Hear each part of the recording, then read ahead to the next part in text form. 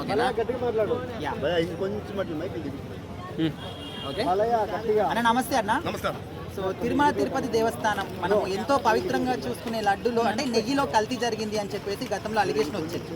అది only India కాదు, ప్రపంచవ్యాప్తంగా కూడా చాలా ఇష్యూ అయిందనమాట.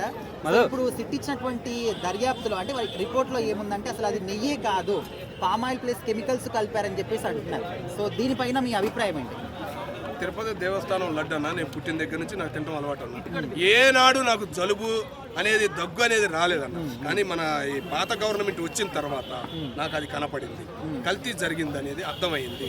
ఇంకొకటి ఉదాహరణ, కూటమి ప్రభుత్వం వచ్చినగానే మొదటి దాని గురించే చెప్పింది, జరిగింది కల్తీ అనేది. కానీ కొంతమంది జరగలేదు, నిజాయితీ అది ఇది అని పెద్ద పెద్ద మాటలు మాట్లాడారు. రీసెంట్ గా ఒక యాంకర్ ఒక సెల్ఫీ వీడియో పెట్టిందని తిరుపతి దేవస్థానానికి రానికుండా చేసిన కూటమి ప్రభుత్వం ఈ నీచుల పేర్లు బయట పెట్టి మళ్ళీ ఆ పుణ్యక్షేత్రానికి రానికుండా చేస్తే అదే ఒక పెద్ద మరణ దండన అని చెయ్యాలని చెప్పేసి మేము కోరుకుంటున్నాం. అట్లాగే వెంకటేశ్వర స్వామి జోలికి వెళ్ళిన వాళ్ళు కానీ పుణ్యాత్ములే, పెద్ద పెద్ద పుణ్యాత్ములే గాలిలోనే కలిసిపోయిన సంఘటనలు ఆయన జోలికి వెళ్ళి మేము చూసాము. జర భద్రంగా ఉండాలని మేము కోరుకుంటున్నాం. సరే, ఇప్పుడు అట్లా అంటే జంతువుల కొవ్వు కలిసింది అని చెప్పేసి పవన్ కళ్యాణ్ గారు కావచ్చు, సిబిఎన్ గారు కావచ్చు పబ్లిక్గా చెప్పారు. సో ఇప్పుడు అక్కడ ఆ కొవ్వే లేదు అని చెప్పేసి అని అంటున్నారు. సో ఇప్పుడు అట్లా చెప్పారు కాబట్టి బహిరంగంగా క్షమాపణ చెప్పాలి అంటున్నారు. మరి చెప్పాలన్నా ఒక పేజీ కాదు, 2 పేజీలు కాదు, చదవాలి. 600 పేజీలు ఇచ్చిందయ్యా. 600 పేజీలు కూడా మీరు చదవండి, మీకు అర్థమయ్యేది ఏం జరిగింది, ఎంత జరిగింది, ఎలా చేశారు. మీకు తెలియకపోవచ్చు, ఒప్పుకుంటాం. మేము ఉపయోగించుకుని చేశారు కదా మిగతా రాజకీయ నాయకులు, వాళ్ళు నాశనం అయ్యారు కదా, వాళ్ళు ఎలా తయారు చేశారు ఆ నీచులు, ఆ సైకో బ్యాచ్ అనేది మీకు అర్థమయ్యేది. ఓకేనా? 600 పేజీలు కూడా బయట పెట్టాలి, సిట్టు ప్రతి ఒక్కరికి తెలిసేటట్టు చేయాలని చెప్పేసి నేను కోరుకుంటున్నాను. అన్న, ఇప్పుడు జంతువుల కొవ్వు కలవలేదు అని తెలిసింది కాబట్టి అది ఒక క్లీన్ చిట్ అని చెప్పేసి చాలా మంది సంబరపడుతూ ఉన్నారు. కాకపోతే అసలు నెయ్యే కాదు అనేది అంతకన్నా పెద్ద నేరం కదా, మరి దాని గురించి ఎందుకు వాళ్ళు తెలుసుకోవట్లేదు అంటారు? అర్థం కాక అదే కదా చెబుతుంది. ఇప్పుడు 600 పేజీలు సిట్ ఇచ్చింది కదా, కంపల్సరీగా దీని గురించి మోడీ గారు స్పందించాలన్నా, పిఎం సార్ స్పందించి సేమ్ మళ్ళీ ఆ దైత్రుల్ని ఆ పుణ్యక్షేత్రానికి అడుగు పెట్టకుండా ఆ నీచుల పేర్లు బయటికన్నా చెబితే ఆ నీచులు చూసినప్పుడైనా మాకు కొద్దిగా తిట్టాలనే ఒక ఫీలింగ్ అనేది వచ్చిందని మేము అనుకుంటాం. యాక్చువల్గా ఏంటంటే మనం రీసెంట్గా చూసుకుంటే ఒక యాంకర్ నార్మల్గా ఒక సెల్ఫీ వీడియో పెట్టినందుకే ఆ యాంకర్నే తిరుపతి దేవస్థానానికి ఇక నీకు వచ్చే హక్కు లేదు, నీకు అర్హత లేదు అని చెప్పేసి ఆమెను తీసేశారు. సో వీళ్ళు చెప్పిన ఈ 600 పేజీలు 600 పేజీలు అదేంటంటే నిజంగా అది వాస్తవమే అయి ఉంటే ఈ అధికారులను కూడా అసలు గుడి ప్రాంగణంలో కాదు కదా, తిరుమలలో కాదు, అసలు ఆంధ్రాలో కూడా ఉండనియకూడదు నాకు తెలిసి అది.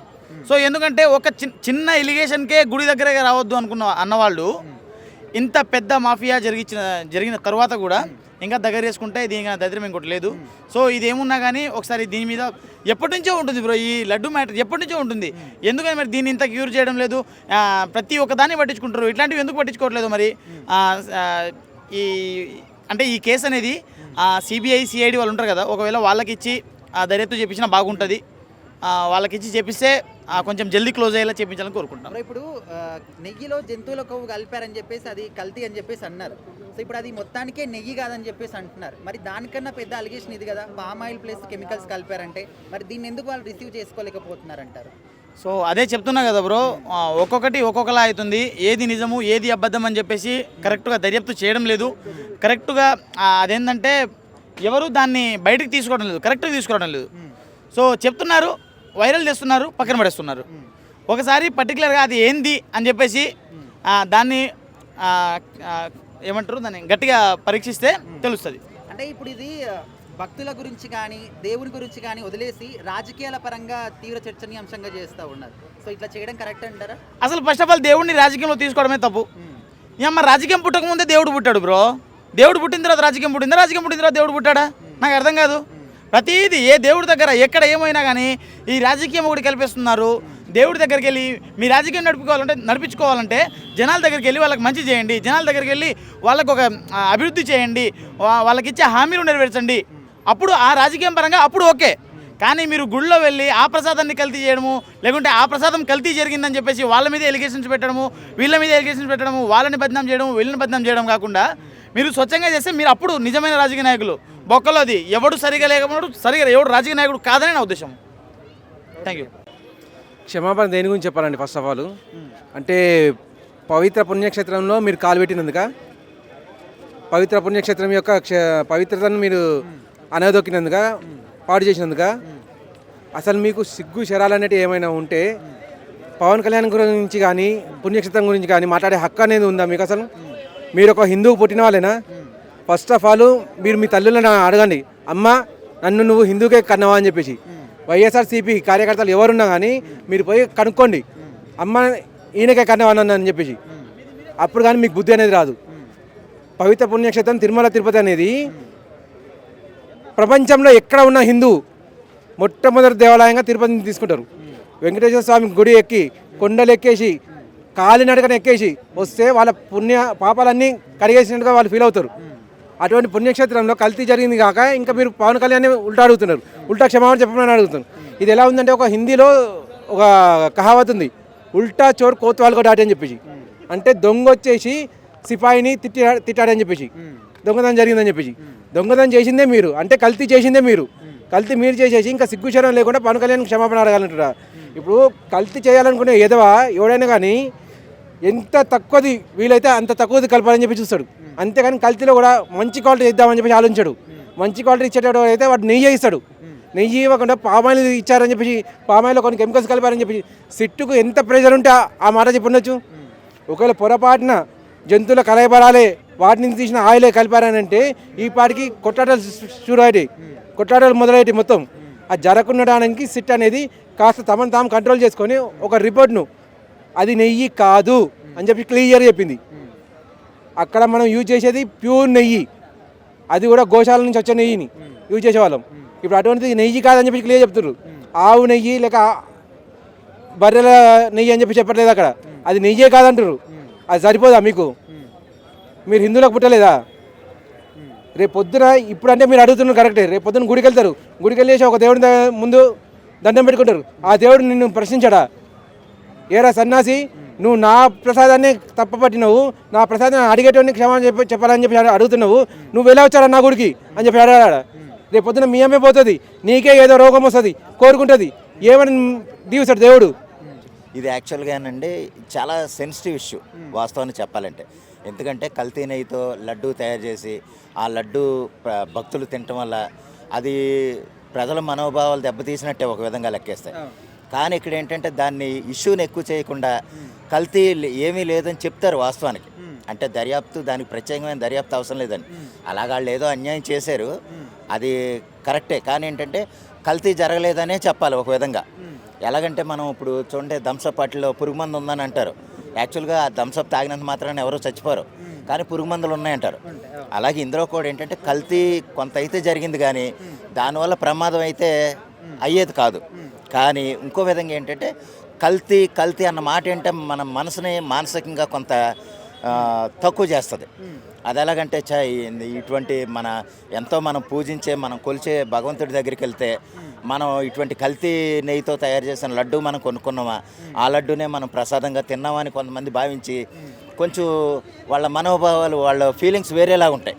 అందువల్ల ఏంటంటే దాని గురించి అయినా సరే కల్తీ ఏమీ లేదని చెప్తారు. సరే, ఇప్పుడు కూటమి అంటే పవన్ కళ్యాణ్ గారు కావచ్చు, సిబిఎన్ గారు కావచ్చు, జంతువుల కొవ్వు కలిసిందని చెప్పేసి పబ్లిక్ స్టేట్మెంట్ ఇచ్చారు. అవునండి. సో అందరూ కూడా అదే నమ్మారు. అవునండి. సో ఇప్పుడు సిట్ ఇచ్చినటువంటి ఆ రిపోర్ట్స్ లో ఏముందంటే అసలు అది నెయ్యే కాదు, కెమికల్స్ అండ్ పామ్ ఆయిల్ రెండు కలిపి ఉన్నాయని చెప్పేసి అంటున్నారు. అవునండి. సో ఇక్కడ ఎవరు క్షమాపణ చెప్పాలి? ఇప్పుడు ఎవరు బాధ్యత దీనికి?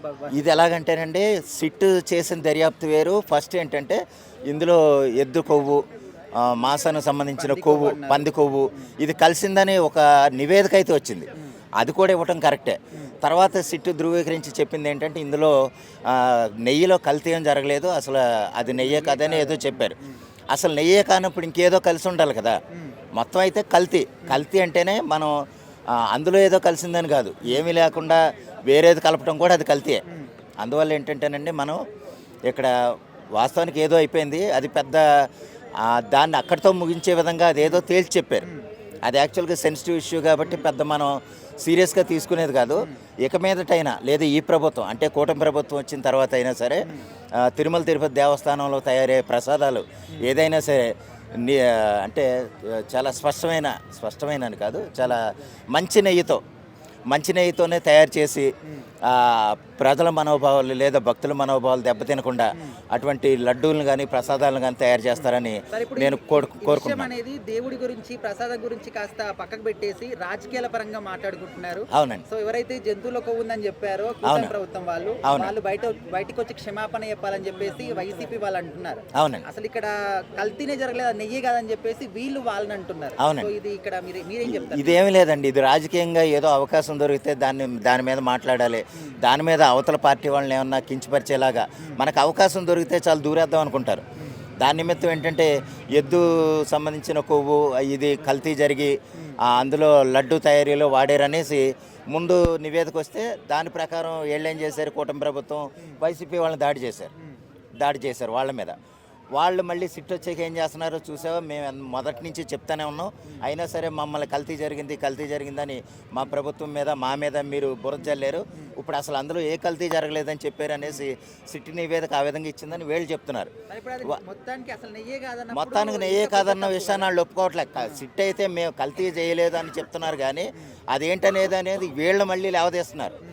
ఓవరాల్గా ఏంటంటే వాళ్ళ మీద ఒకళ్ళు బురద వేస్తే మళ్ళీ ఇంకోళ్ళు ఎదురు బురద వేయటం తప్ప ఇందులో భక్తుల మనోభావాలతో ఆడుకోవటం తప్ప ఇందులో ప్రత్యేకమైన విషయం అయితే ఏమీ లేదండి. సో ఇప్పుడు వైసీపీ తరపు వాళ్ళు కావచ్చు, కొంతమంది ఏంటంటే పవన్ కళ్యాణ్ గారు, సిబిఎన్ గారు వీళ్ళందరూ బయటకు వచ్చి క్షమాపణ చెప్పాలి అంటున్నారు. సో ఇది కరెక్టే అంటారా? చెప్పాలి, ఎందుకంటే ధర్మం అన్యాయం అధర్మం ఏందో బయటకు తీసుకొచ్చారు కదా, అందుకని తీసుకొచ్చిన వాళ్ళందరూ క్షమాపణ చెప్పాలి. వీళ్ళకి పాప న్యాయం చేసిన వాళ్ళు కదా వీళ్ళు. మొత్తం మన 77 ఏళ్ళ స్వతంత్రంలో మనం తీసుకొచ్చింది ఏంటంటే ఏం తీసుకొచ్చినాం ఆ రోజుల్లో. అప్పుడు మహానుభావులు సుభాష్ చంద్రబోస్ కానీ మరి భగత్ సింగ్ లాంటి వారు కానీ వాళ్ళ పేర్లు నాకు చెప్పరాదు, కానీ మహాహీరులు మనకు ఎంతో తీసుకొచ్చి ఇక్కడ పెట్టాను, మన స్వతంత్రం తీసుకొచ్చి పెట్టాను. మనం ఏం చేస్తున్నాం మడిసిని చూసి ఒకరినొకరిని చూసి గౌరవించుకో, మనల్ని భ్రష్టు పట్టించుకుంటున్నాం. మనం తెచ్చుకున్న స్వతంత్రం ఇది. అన్యాయం జరిగిన చోట ఎవరన్నా ధర్మమూర్తి వచ్చి ధర్మం మాట్లాడితే వాళ్ళు క్షమాపణ చెప్పాలా. అందుకే మనకు స్వతంత్రం తెచ్చుకుంది, అందుకే కదా చెప్పాల్సిందే. మరి క్షమాపణ మనం పవనాన్ని చెప్పాలా. కల్తీ గురించి తీసుకొచ్చింది కదా, ఒక్క దాంట్లోనేనా కల్తీ జరిగింది? ప్రతి దాంట్లో కల్తీ వస్తనే ఉంది కదా. ఆ మనుషులుగా అందరికి ఎరకేగా, అందరూ తెలుసు. కానీ దాని గురించి ధర్మం ఒక్కళ్ళే మాట్లాడతారు. బయటికి వెళ్ళి మాట్లాడిన వాళ్ళకి సపోర్ట్ చేయకపోగా మళ్ళీ అవహేళన క్షమాపణ చెప్పాలా. అది ఎంతవరకు కరెక్ట్? ఇందుకేనా మన స్వతంత్రం తీసుకొచ్చింది? ఈ 77 ఏళ్లలో 3 రంగుల జెండా కట్టి ఆకాశంలోకి వదిలేది ఏమిటికి? ధర్మం పాటించిన వాళ్ళు ధర్మ జెండా ఎగరేసేది ఏమిటికి?